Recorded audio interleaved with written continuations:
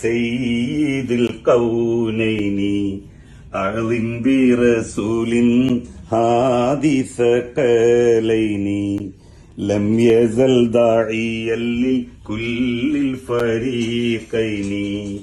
45 വർഷങ്ങൾക്കിപ്പുറം ഓർമ്മത്താളുകളിൽ നിന്നെടുത്ത ആ അറബി ഗാനം MLA ആയ ഡോക്ടർ KT ജലീൽ വീണ്ടും പാടി, അതും സ്വന്തം കൊച്ചുമകനു വേണ്ടി.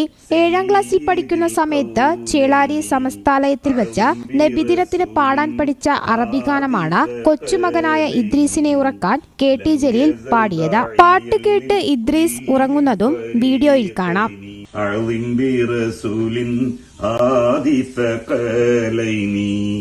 لم يزل داعيا لكل الفريقين.